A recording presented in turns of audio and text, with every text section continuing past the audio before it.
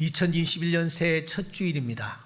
분명히 첫 주일인데 예년과는 전혀 다른 분위기로 우리가 새해를 맞이하고 있습니다. 텅 빈 회중석을 바라보며 담임 목사가 홀로 서 있습니다. 모두들 코로나가 도대체 언제쯤 끝날지, 혹시 내가 확진자가 되는 것은 아닌지, 백신이 나왔다고 하는데 이 백신을 우리는 언제쯤 접종하게 될지, 곁에 사람이 지나가면은 저 사람이 혹시 그런 코로나 환자는 아닌지, 이런 의심들이 우리 안에 있습니다. 이런 두려움과 의심들, 카드라 통신이 모두를 움츠리게 만들고 있습니다. 하지만 이탈리아 소설가 파올로 조르다노는 전염의 시대를 생각한다라는 책에서 우리에게 이렇게 말합니다. 정상적인 환경에서는 도무지 허락되지 아니한 이 엄중한 때 우리가 생각의 시간을 많이 가지는 것, 생각의 시간을 통하여 더 많이 생각하는 것, 이것이 우리에게 큰 유익이 되지 않겠는가? 고통스러운 공백으로만 여겨지는 하루하루이지만 우리가 그 하루하루에 가치를 한번 부여해 보자 하면서 우리를 다독이고 있습니다. 음미해 볼 만한 말이라고 생각합니다. 중세기 말에 있었던 패스트, 흑사병이 좋은 예가 될 수 있을 것입니다. 1347년입니까? 저 소아시아에서 발생한 이 전염병이 이탈리아를 거쳐서 프랑스 그리고 이 유럽 전역에 퍼졌습니다. 그 전염 속도가 아주 맹렬했습니다. 직업과 신분을 전혀 가리지 않았습니다. 누구든지 한번 걸렸다 하면 100% 치사율을 보인 참으로 무서운 병이었지 않습니까?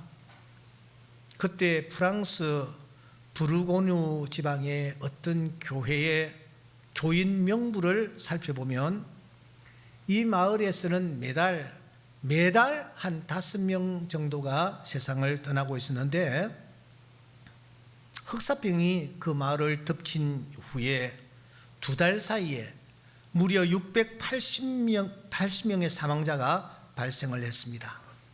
주민의 반을 쓸어갔던 것입니다. 이와 같이 그 흑사병은 유럽 인구 당시 3분의 1을 순식간에 삼켜버렸습니다. 그런데 여러분, 역사학자들은 이 흑사병을 지금 어떻게 평가하고 있습니까? 이 흑사병이 당시 중세시대의 봉건사회, 그 누구도 감히 무너뜨릴 수 없었던 봉건사회를 무너뜨린 계기가 되었다. 그래서 농노들이 해방이 되었다. 자영업을 하는 사람들이 나타나게 되었고 물건을 팔고 사는 시장이 그때부터 생겨났다. 그러니까 이 흑사병이라는 것이 당시로서는 굉장히 고통스럽고 힘들고 두렵기 그지없는 그런 무서운 병이었지만 이 흑사병 때문에 자유롭고 평등한 사회가 만들어졌다. 자유민주 사회를 탄생시켰다. 100% 나쁘다고만 생각했던 그 흑사병이 이런 큰 일을 해냈다라고 평가를 하고 있습니다. 그렇다면 오늘 우리가 경험하고 있는 이 전대미문의 코로나, 전 세계를 덮치고 있는 이 코로나를 통해서 여러분, 하나님이 뭔가 작업을 하고 계시는 것은 아닐까요? 어떤 한 인간이 혹은 어떤 제도가 해낼 수 없는 어떤 일을 코로나라는 이 도구를 통해서 하나님이 지금 일하고 계시는 것은 아닐까요? 그것도 이번 코로나로 인하여 가장 타격을 많이 입었다고 하는 교회를 향해서 하나님이 무슨 일을 하고 계시는 것은 아닐까요? 사실 저는 개인적으로 코로나 사태를 직면했을 때에 사실 뭔지도 잘 몰랐잖아요. 그러면서 얼마 가겠냐, 추수감사절에는 우리가 정말 다 모여서 하나님 앞에 감사의 예배를 드릴 수 있겠지. 추수감사절이 안 되면 성탄절이 안 되면 송구 영신 예배는 우리가 전처럼 드릴 수 있지 않겠는가, 저는 그렇게 생각을 해드렸습니다. 그런데 웬걸 추수감사절에도 문을 닫아야 했었고, 성탄절에도 우리는 칸타타를 올릴 수가 없었고, 심지어 송구 영신 예배도 텅 빈 회중을 향하여 메시지를 전할 수밖에 없는 상황이었습니다. 오늘 여러분, 신년 첫 예배인데도 불구하고 오늘 텅 빈 회중을 향하여 저는 이 자리에 서 있습니다. 생각합니다. 하나님은 영광 받으시기를 원하시는 분이시다. 특별히 몸된 교회를 하나님께서 세우신 것은 교회를 통하여 하나님이 영광 받기 원하셨을 것이다. 그런데 왜 교회가 지금 텅 비어 있는가? 아니, 왜 교회를 텅 비게 하시는가? 왜 지구촌의 모든 교회들로 하여금 이 실현의 과정을 통과하게 하시는가? 분명히 뜻이 있다고 생각합니다. 그 뜻이 도대체 그러면 무엇일까? 하나님의 그 뜻을 찾으려고 나름으로 진력을 다했습니다.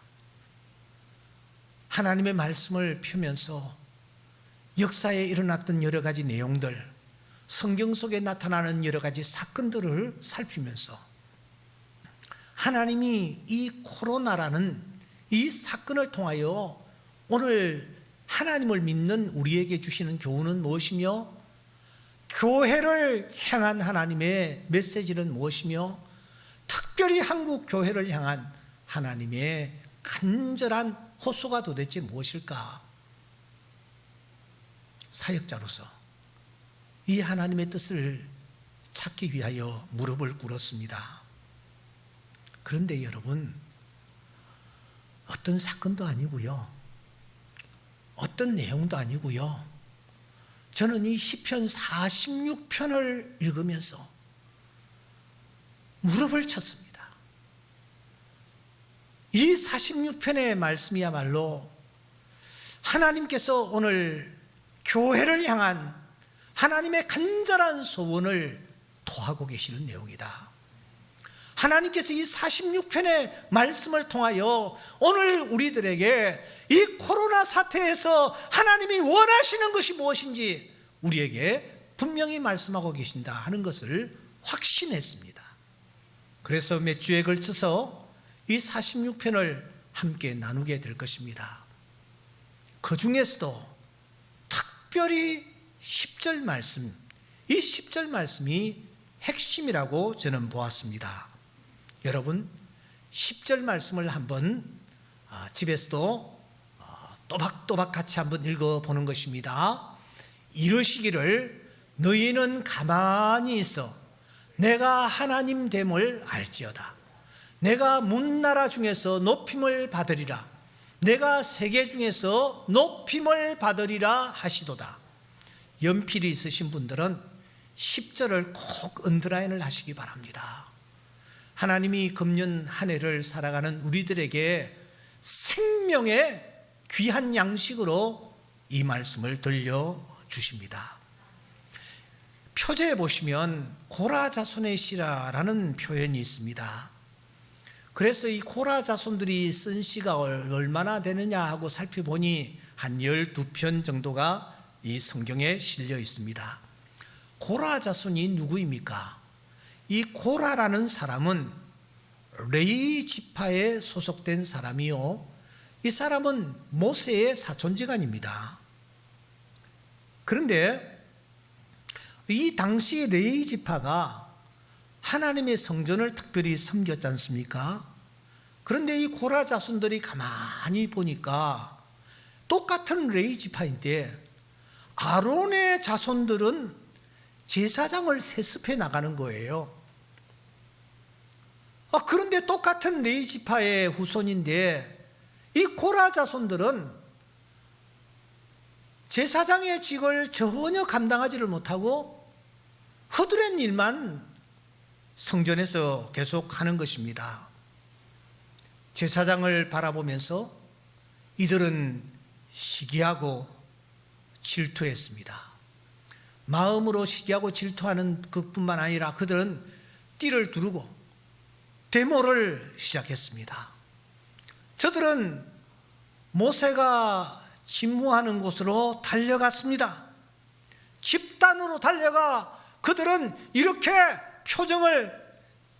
험한 표정을 지으면서 손을 들고 그들은 이렇게 외쳤습니다.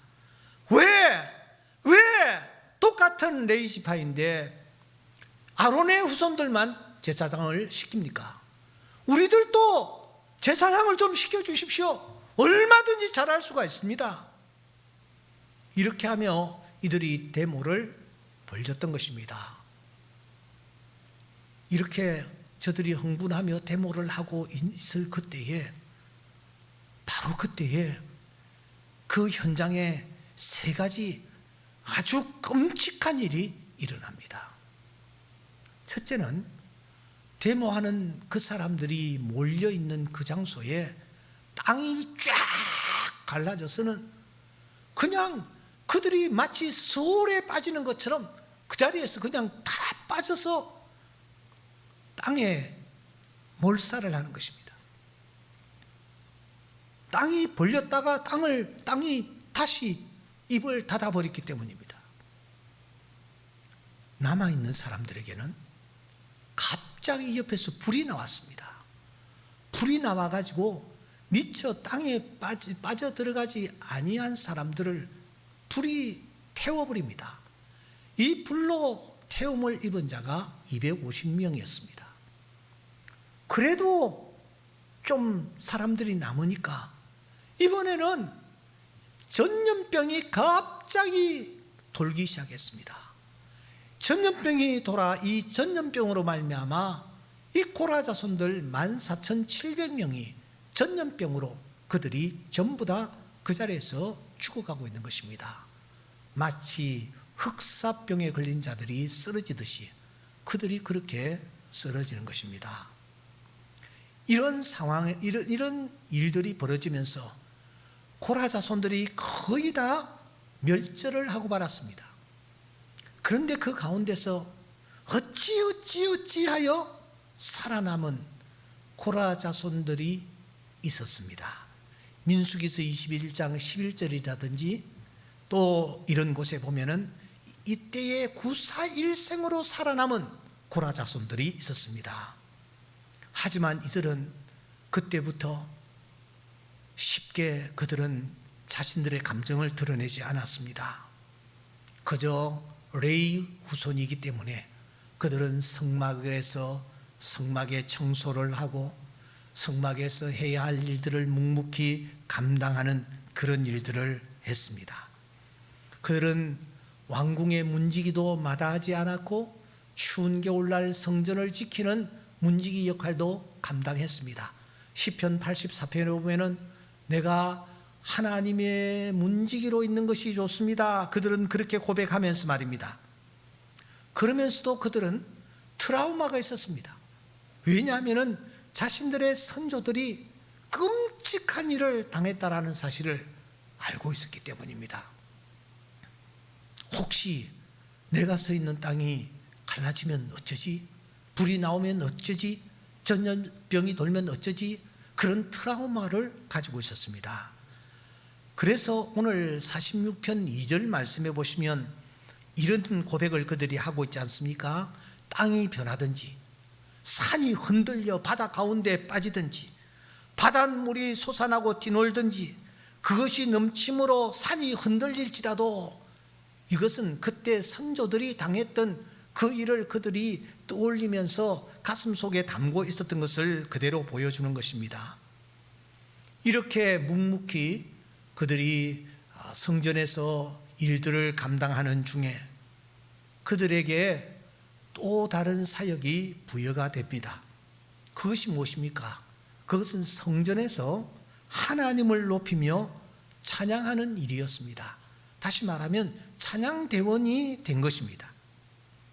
특히 다윗 시대에 와서는 이들이 찬양대원으로 악인, 즉 찬양대원들이 되었고, 영장으로 지휘자에 따라 그들은 노래를 부르며 하나님 앞에 영적 찬양의 제사를 올려드리는 그런 일들까지 감당을 했습니다. 그런데 여러분, 오늘 46편을 다시 한번 보시기 바랍니다. 그들이 46편을 노래할 때 어떻게 노래했는가? 알라못이라는 단어가 등장합니다. 알라못, 이것은 성경에서 유일하게 이곳에만 나타나는데 이 뜻이 도대체 무엇일까? 학자들이 깊이 연구한 결과 이 알라못이라는 이 말의 뜻은 소리를 아주 높여서, 다시 말하면 고음으로 최고의 힘을 다해, 이런 뜻을 담고 있다라는 것을 확인한 바 있습니다. 그러니까 가장 높은 음으로 하나님 앞에 찬양을 올리라라는 그런 사인입니다.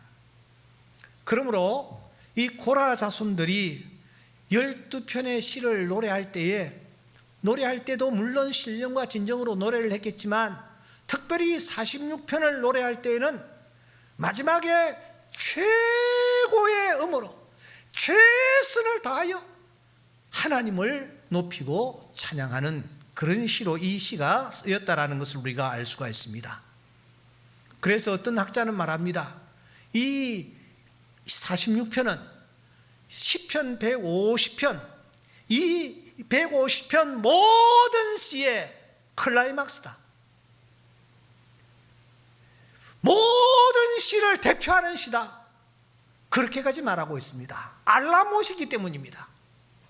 여러분, 이 노래를 부를 때에 마지막에 한번 꽉 올리는 최고의 그 부분 있지 않습니까? 바로 그 부분을 담당하는 시가 이 시편 46편이라는 것입니다.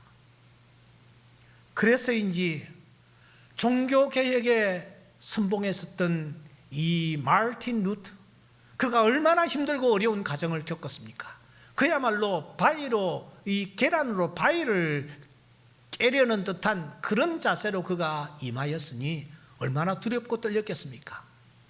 그러던 그가 힘을 얻은 말씀이 무엇인지 아십니까? 이 시편 46편이에요. 그가 어느 날 이 시편 46편을 무릎을 꿇고 묵상하는 중에 이 말씀을 통하여 그가 큰 은혜를 받습니다.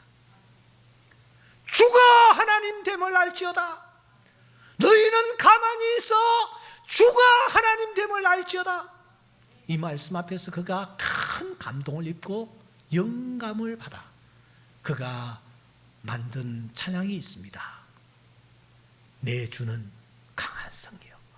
그 노래가 여러분 음이 굉장히 높지 않습니까? 시인데 내 주는 강한 성이요 방패와 병기 되시니, 이 찬양이 이 46편을 통하여 루터가 영감을 받아 만든 찬양이고, 그가 힘들고 어려울 때마다 이 찬양을 통하여 힘을 얻으면서 종교개혁의 제일 선봉에 그가 선 것으로 우리가 알고 있습니다.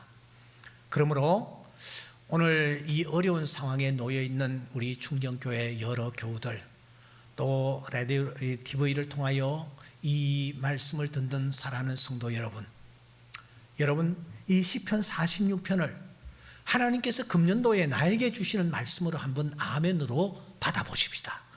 그리고 이 말씀을 한번 깊이 묵상하고 또 묵상하십시다. 힘들고 어려운 일을 만날 때에 이 말씀을 펴고 한번 또박또박 읽어보십시다. 때로는 언더라인을 하면서, 때로는 손가락으로 여러분 한 절 한 절 여러분 짚으면서 이 말씀을 나의 말씀으로 받아보십시다. 하나님께서 분명히 환난을 당한 자들에게 은혜를 입혀주시고 약한 자에게 하나님께서 세임을 주시는 이런 놀라운 은혜를 맛보게 해 주실 줄 믿습니다. 이 46편 말씀을 그래서 좀 자세히 제가 좀 몇 주에 걸쳐서 뜯어볼 계획을 갖고 있습니다. 그 중에서 우리가 표로 삼은 10절 말씀, 이 10절 말씀을 오늘 좀 나누고 싶습니다. 왜냐하면 이 10절이 이 46편의 주제이기 때문입니다. 우리 한 번 더 읽어보겠습니다. 10절입니다. 이르시기를 너희는 가만히 있어 내가 하나님 됨을 알지어다. 내가 문나라 중에서 높임을 받으리라. 내가 세계 중에서 높임을 받으리라 하시도다. 먼저 우리가 이 10절의 문장 구조를 좀 들여다보아야 합니다. 어느 부분이 강조되고 있을까? 성경을 읽을 때에 아주 강조되는 부분을 우리가 지나쳐서는 되지 않습니다. 이 강조되는 부분, 오늘 이 10절에서는 도대체 어디일까? 강조되는 부분을 성경에서는 여러분 단어를 반복함으로 강조를 할 때가 많습니다. 뭐 다른 방법도 있지만은 제일 쉬운 방법이 반복되는 것입니다. 진실로 진실로 너희에게 이르노니. 진실로.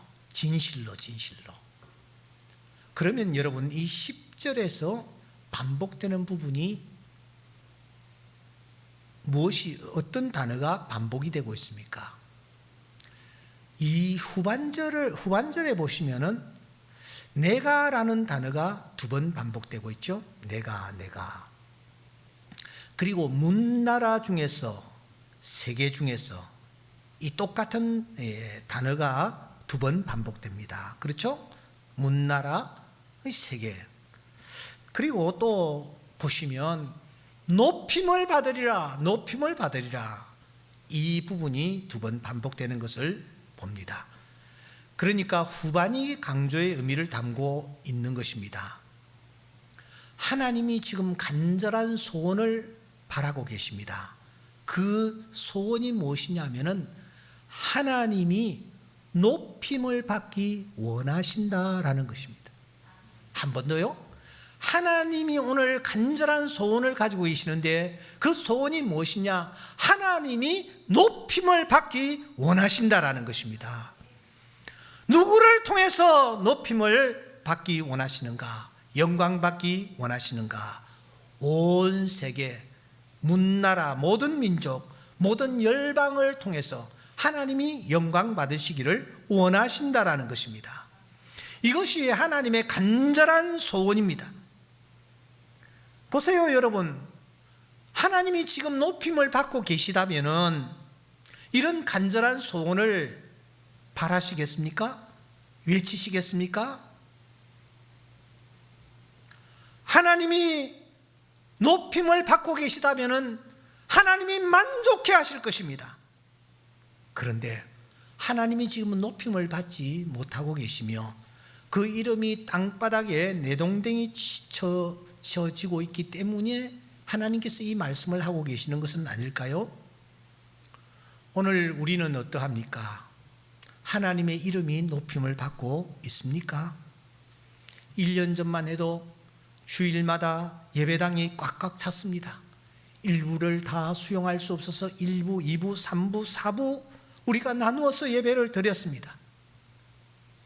한국교회 주일날이 되면 화려하게 지어진 건물 안으로 물밀듯 사람들이 몰려들었지 않습니까?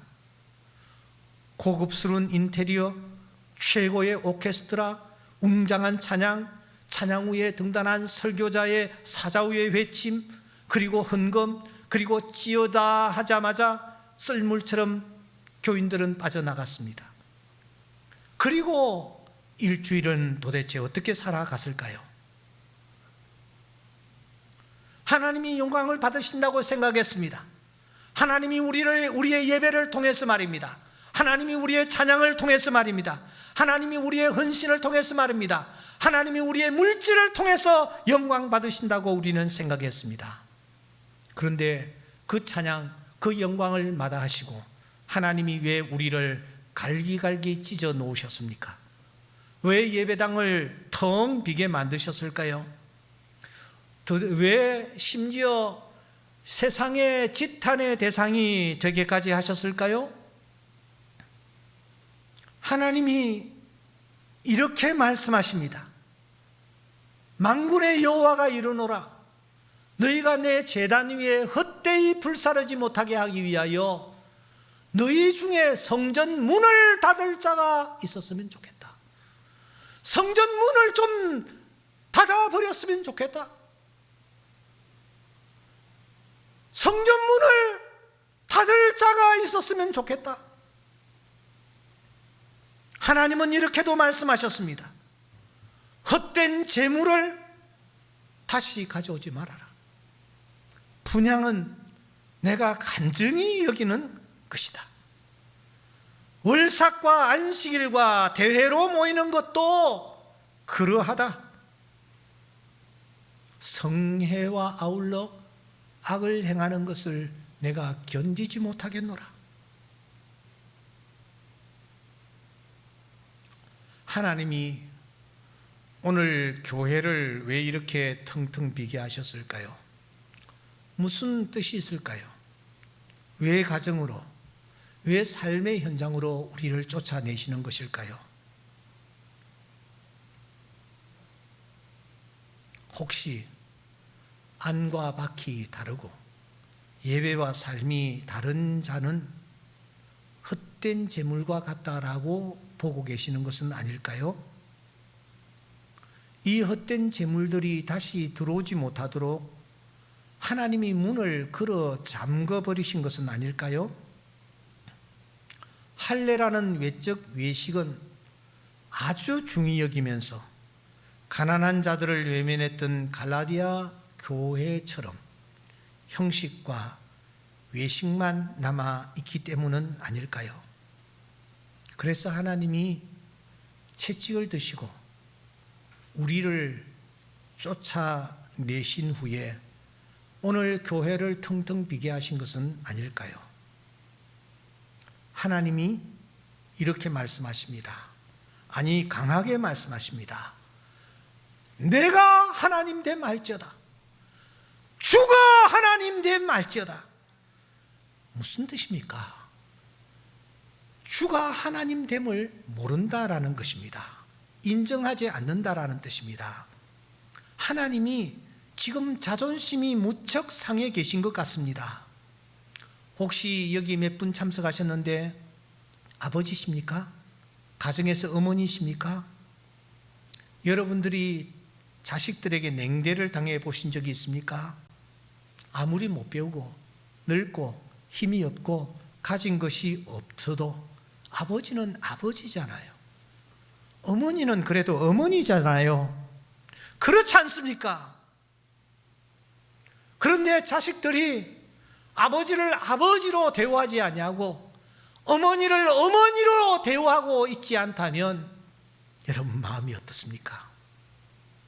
하물며 천지의 창조자이신 하나님을 놓고 하나님을 하나님으로 인정조차 하지 아니하니 하나님이 얼마나 속상하시겠습니까? 그 하나님이 하늘을 향하여 땅을 향하여 이렇게 절규하십니다. 하늘이여 들으라, 땅이여 귀를 기울이라. 여호와께서 말씀하시기를 내가 자식을 양육하였거든 그들이 나를 거역하였도다. 소는 그 임자를 알고 나귀는 그 주인의 구유를 알건만은 이스라엘은 알지 못하고 나의 백성은 깨닫지 못하는도다.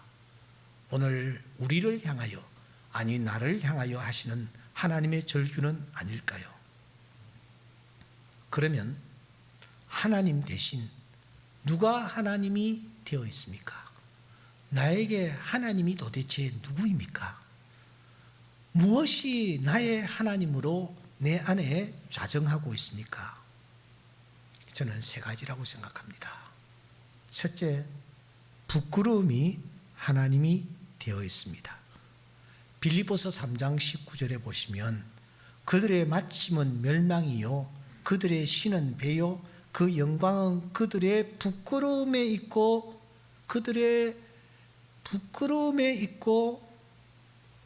말세의 중요한 특징 중에 하나가 부끄러운 일을 스스럼지 않고 행하는 것입니다. 옳고 그름, 사실과 거짓, 이것이 이제 구분이 되지 않는 시대를 살아가고 있습니다. 거짓을 거짓이라고 말하지 않고 대안적 사실이라고 호도하고 있습니다. 거짓을 전혀 개의치 않습니다. 여러분, 2017년입니까? 트럼프 대통령이 취임식을 가졌는데 거기에 참석한 축하객들이 오바마 취임식 때보다는 훨씬 그 숫자가 적었습니다. 현장 사진을 찍은 항공사진이 이를 증명하고 있는 것입니다. 그런데 백악관 대변인은 능청스럽게 이렇게 말합니다. 오바마 때보다 훨씬 더 많았다고요. 나중에 기자가 묻습니다. 왜 대변인은 거짓말을 합니까? 공적 자리에서. 난 거짓말을 한 것이 아니요. 우리는 대안적 사실을 말했을 뿐입니다. 대안적 사실을 말했을 뿐입니다. 여러분, 위조라든지 거짓을 인정하지 않습니다. 날조는 기만이 아니라 새로운 사실을 창조하는 실천으로 그들은 이해하고 있습니다. 무엇이 판단의 기준입니까? 참과 거짓이 아닙니다. 오로지 싫고 좋은 것이 내 판단의 기준입니다. 내가 싫으면 무조건 머리를 가로젓습니다. 배척합니다. 하지만 내가 좋으면 내 마음에 들면 무조건 옳습니다. 무조건 내 편입니다. 오늘 우리가 몸담고 있는 세상이 지금 무섭게 변하고 있습니다. 이러한 자들에게 하나님은 누구일까요? 두말할 필요도 없이 자기 자신입니다. 그들의 신은 배라는 말씀, 부끄러움이 오히려 영광으로 받아들인다. 얼굴 하나 붉히지 않는다. 눈은 하나 깜빡하지를 않고 살아가는 것입니다. 숨은 부끄러움의 일을 버리고 소금으로 행하지 아니하는 자가 하나님의 자녀라고 고린도후서 4장 2절에 말씀하고 있습니다. 여러분, 이 부끄러움이 없는 이 세대, 내 스스로가 내가 하나님이 되어 있는 그런 지경에 이르고 있습니다. 두 번째는 돈이 하나님이 되어 있습니다.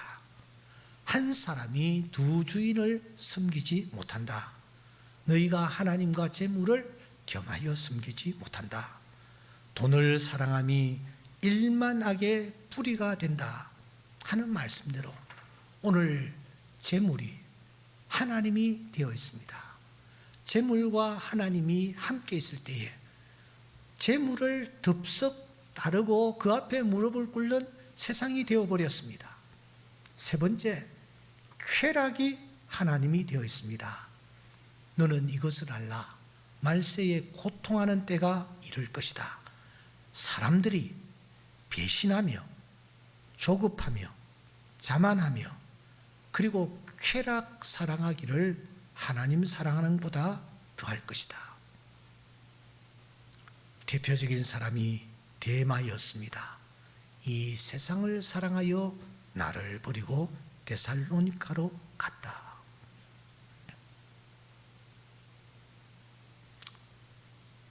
부끄러움을 모르는 철면피, 돈, 쾌락이 하나님을 밀어내어 버렸습니다. 하나님이 앉으셔야 할 자리에 앉아 있습니다.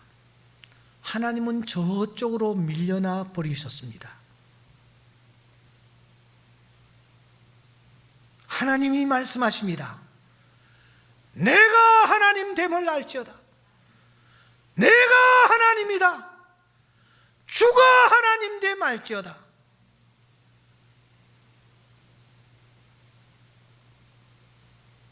우리가 이 새해를 열면서 하나님이 하나님이심을 인정하는 은혜가 있기를 소원합니다. 너는 범사에 그를 인정하라. 그리하면 내 길을 지도하시리라. 어떻게 하는 것이 범사의 그를 인정하는 것일까요? 어떻게 하는 것이 주가 하나님 됨을 아는 것일까요? 오늘 10절 말씀은 이렇게 시작합니다. 너희는 가만히 있어. 너희는 가만히 있어 주가 하나님 됨 알지어다. 가만히 있는 것입니다. 가만히 있는 것이 어떤 것일까? 지난 송구 영신 예배를 통해서 가만히 있는 것은 어떻게 하는 것임을 우리가 함께 나눈 바 있습니다. 가만히 있다. 라파라는 이 단어는 매우 폭넓게 사용되는 단어입니다. 동시에 긍정적인 의미와 부정적인 의미를 함께 담고 있기까지 합니다. 하지만 이 단어가 전하려고 하는 메시지는 동일합니다. 세 가지 뜻을 갖고 있습니다. 첫째는 진중하라는 것입니다. 진중하라. 진중하라. 너무 행동을 너무 쉽게 하지 말라라는 것입니다. 출애굽한 이스라엘 백성들이 앞에 홍해 가로놓였다고, 뒤에 원수들이 뒤쫓아온다고 그들은 너무 쉽게 행동을 하려고 했습니다.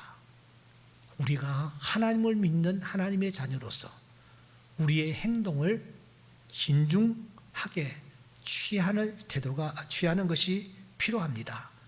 출애굽기 14장 13절에 보면 그래서 모세가 말합니다. 가만히 서 있으라. 가지 말고 행동으로 옮기지 말고 돌아가지 말고 가만히 서서 하나님이 너희를 위하여 행하시는 구원을 보라. 하나님이 너희를 위하여 싸울 것이다. 너희는 가만히 있을지어다.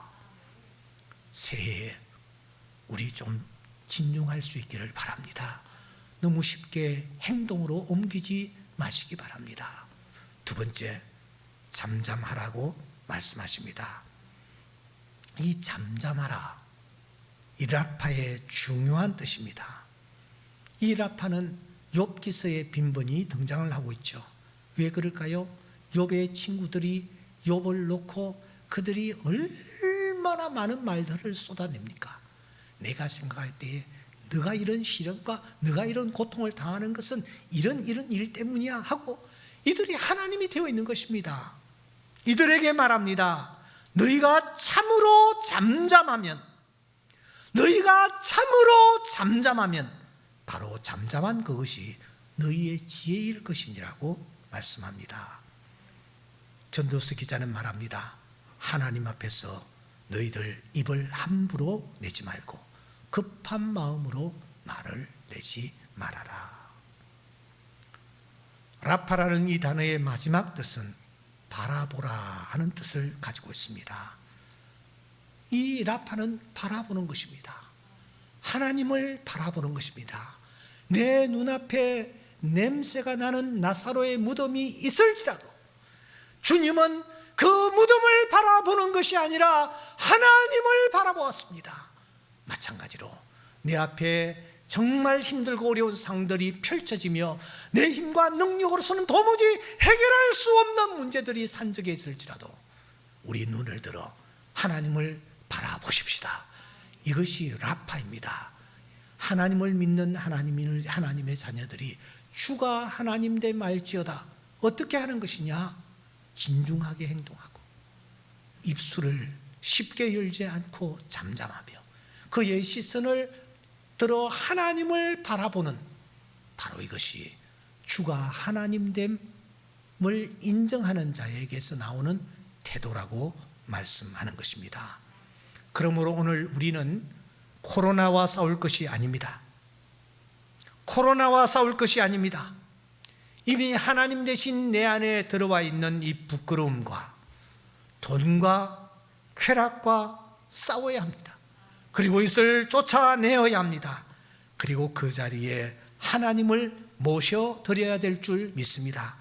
오늘 이 교회 안에 부끄러움과 돈과 쾌락이 들어와 자리하고 있다면 우리는 이 교회 안에서 이것을 쫓아내고 하나님을 이 교회의 주인으로 모시고 그분께 영광 돌려야 될 줄 믿습니다. 그럴 때 하나님께서 다시 한번 이 교회를 회복시켜 주시고 하나님의 교회가 더욱더 부흥하는 놀라운 역사를 일으켜 주실 줄 믿습니다. 사랑하는 성도 여러분, 오늘 우리가 새해 첫 주일을 맞이하였습니다. 하나님이 정말 원하시고 하나님이 정말 기뻐하시는 것이 무엇일까? 우리가 고민하며 나아가야 합니다.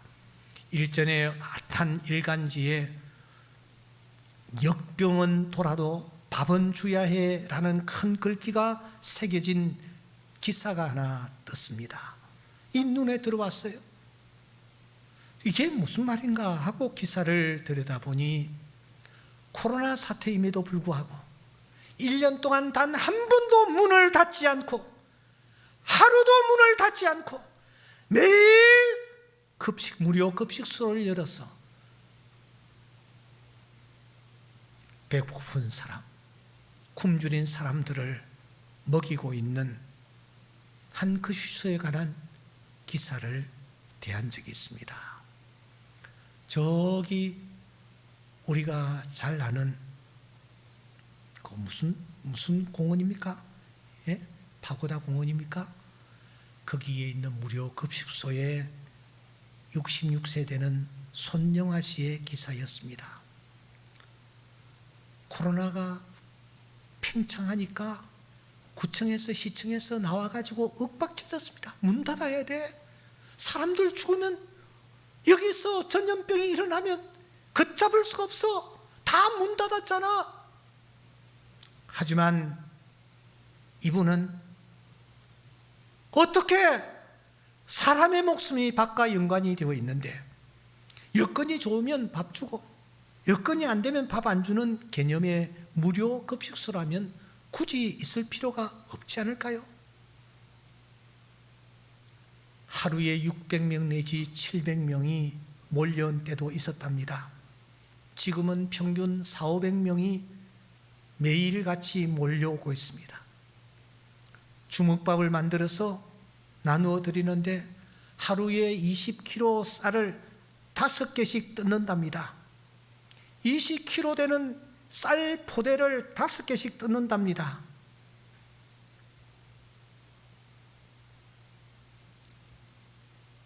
숨 한 번 내쉬었다가 들이쉬지 못하면 나무 태막이 되는 게 육신입니다. 몇백만 원짜리 가방 들고 몇천만 원짜리 옷 걸치는 걸로 우쭐했어야 되겠습니까? 역병이 도는 이 기막힌 때에 배고픈 사람들에게 밥을 주는 마지막 소임을 제가 맡았다라는 생각을 듭니다. 대단한 일을 하는 것도 아니고 단지 밥을 줄 뿐입니다. 가슴이 뭉클했습니다. 일찍 전화를 걸었습니다. 손영아 씨가 받았습니다. 계좌번호를 좀 알려달라고 했습니다. 어디냐고 굳이 물어봤습니다. 지난 성탄절에 헌금에 참여하신 분들, 이 탑골공원 노숙자들을 여러분들이 따뜻하게 해드렸다고 생각해도 될 것입니다. 지금 비록 직접 몸으로 뛰지는 못했을지라도 말합니다. 사랑하는 성도 여러분, 하나님은 오늘 교회를 향하여 말씀하십니다. 주가 하나님됨 알지어다. 하나님이 앉으셔야 할 자리에 부끄러움이 자리를 잡고 있습니다. 돈이 자리를 잡고 있습니다. 쾌락이 자리를 잡아버렸습니다. 하나님은 밀려나 버렸습니다. 이 하나님을 우리가 모셔야 합니다. 왕으로, 나의 주, 나의 하나님으로 모셔야 합니다. 그러기 위해서는 우리가 행동 진중해야 합니다. 입술 잠잠해야 합니다. 시선 하나님께로만 향해야 합니다. 그때 하나님은 진정 우리의 하나님이 되셔서 우리 삶을 새롭게 이끌어 가실 줄 믿습니다. 기도드리겠습니다. 거룩하신 하나님 아버지, 이 어려운 상황 속에서 하나님이 저희들에게 들려주시는 음성에 귀를 기울입니다. 주가 하나님 됨 알지어다. 내가 하나님 됨을 알지어다. 하나님이 하나님의 자리에서 밀려나 버렸습니다. 대신 부끄러움이, 돈이, 쾌락이 그 자리를 차지해 버렸습니다. 아버지여, 우리를 긍휼히 여기시사 다시 하나님을 하나님 자리에 모셔드리는 금년 한 해가 되게 하여 주시옵소서. 하나님이 영광 받으실 때에 하나님이 일하실 것이며, 하나님이 영광 받으실 때에 하나님이 우리에게 은혜 베풀어 주실 줄 믿습니다. 이 하나님을 신뢰하면서 새해를 열어나가는 우리 모두가 되게 하여 주시옵소서.